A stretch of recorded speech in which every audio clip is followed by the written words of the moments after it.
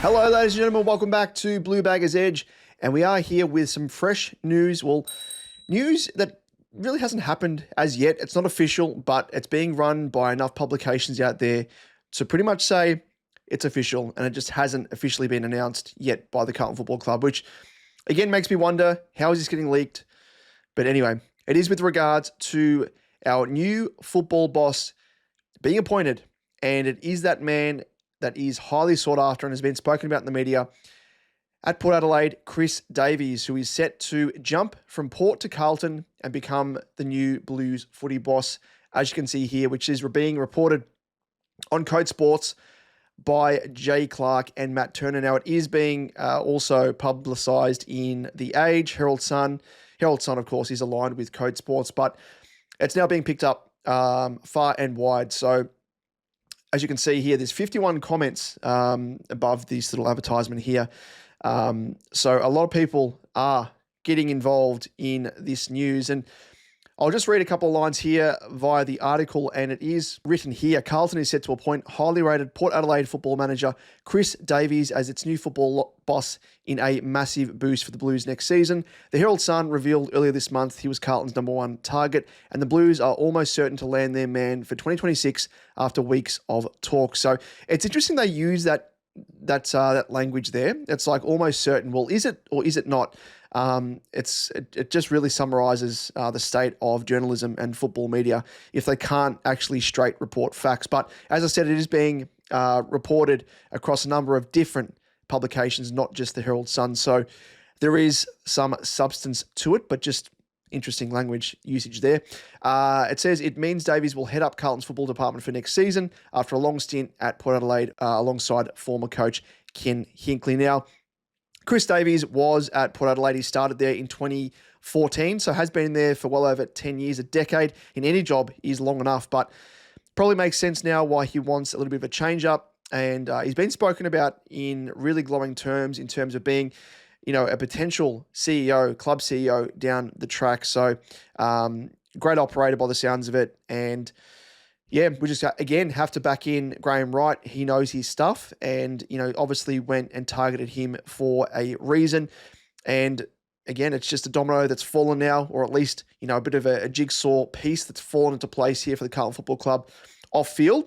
So I'm excited to see what he can provide.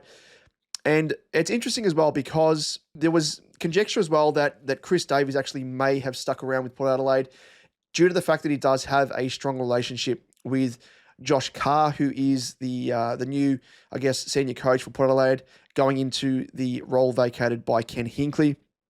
But it does look as though that, the potential to work alongside or above, whatever way you want to look at it, Michael Voss, who he also worked alongside way back when Vossy was at Port Adelaide as an assistant. So a little bit of a lure there.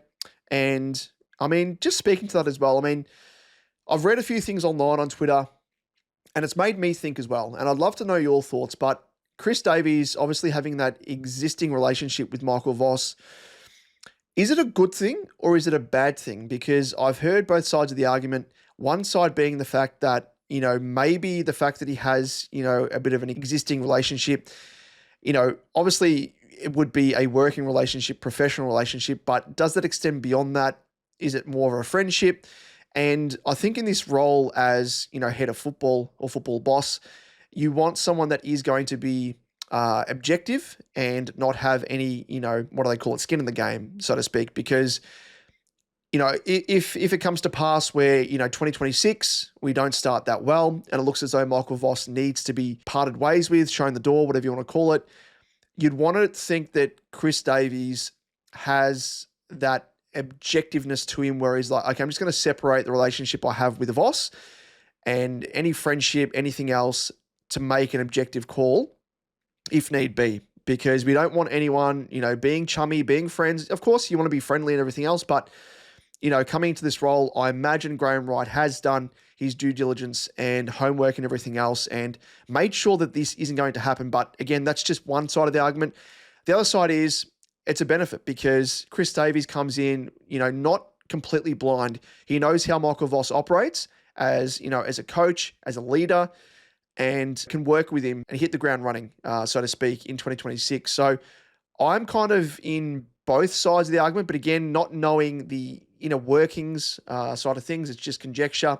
But again, I'm going to back in Graham Wright. We just need to do that because, he's been brought on board with a lot of faith and, obviously knows his stuff and, knows a good operator when he sees them. He's been around the traps. He's been at Hawthorn. He's been at Collingwood, successful stints at that as well.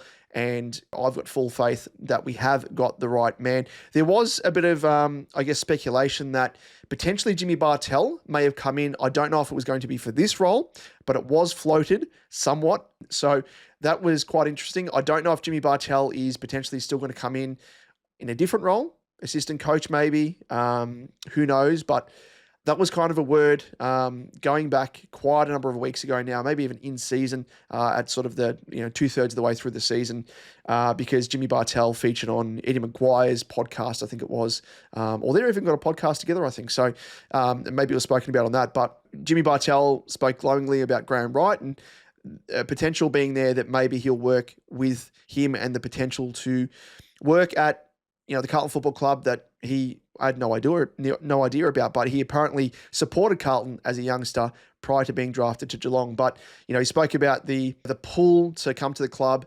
in, helping build a successful, getting Carlton back to where it belongs virtually. So that was interesting, but we'll have to wait and see just with regards to that, speaking to that, what other movements are going to be made in the back room, because we've only seen the likes of Greaves, we've seen Hamill and Tom Lonergan part ways with the club. I spoke about it in a previous video that all those, identities, figures, maybe excluding Greaves, but especially Lonergan and Hamill, it was kind of a mutual parting of ways because Hamill wanted to elevate his workings with the Shane Warne Foundation, and likewise as well, Tom Lonergan wanted to go back to Geelong to take up a role in their recruiting team. So it seems to me as well that maybe Greaves was made redundant in that role. Maybe it's going to be dissolved completely.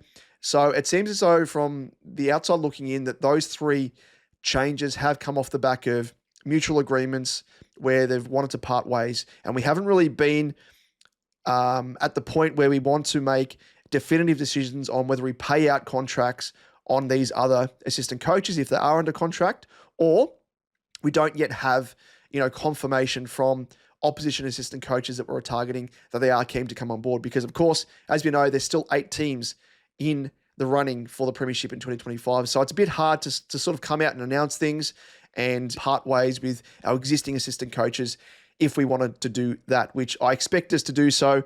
I think Jordan Russell, Ash Hansen, they're definitely 2 guys that I expect, or at least one of those 2, to be given their marching orders. And we will be targeting a assistant coach from another opposition team, potentially still in the finals. But hopefully that is Hayden Skipworth from Collingwood, who I'm very, very keen on, especially from a strategical, tactical viewpoint as well, because that acumen of his in that area is very, very strong. Well, there we go. I was just trawling through Port Adelaide's website to see if there was any confirmation, and there we go. They've confirmed it for us that Chris Davies is departing Port Adelaide. So obviously he hasn't announced it as yet on a Carlton side of things that we're obviously going to bring him in-house, nor has obviously Chris Davies said anything himself. But Port Adelaide have confirmed that he is parting ways with them, and it looks as though he will be taking up that football boss role at the club. That's the news, fresh coming out, that Chris Davies will be appointed Carlton's new football boss heading into 2026 and beyond. And I'm excited because pieces are being put in place. But outside of that, let me know what you think. How are you feeling about this appointment? The 2 different sides of the argument that I spoke about, which side do you sit on? I've got full faith, confidence in Graham Wright, and really excited to see how things play out. Of course, there is much, much more to delve into, which we won't do it in this video. There are, of course, the rumours about Charlie Curnow. Poor Charles. I am a little bit devastated that he potentially may be parting ways with the Carlton Football Club, but there is obviously news about Jack Silvani as well being linked in recent days, at least, with St Kilda Football Club, of course, where Stephen Silvani works at. Conflict of interest, anyone? But if he nets us a first round draft pick in terms of compensation, gee whiz, mate, I will roll out the red carpet for you to go to St Kilda. So we'll chat about all that in more in upcoming videos. So look out for that. But in the meantime, let us know your thoughts down below and we'll catch you in the next one. Go Baggers. Have you ever heard the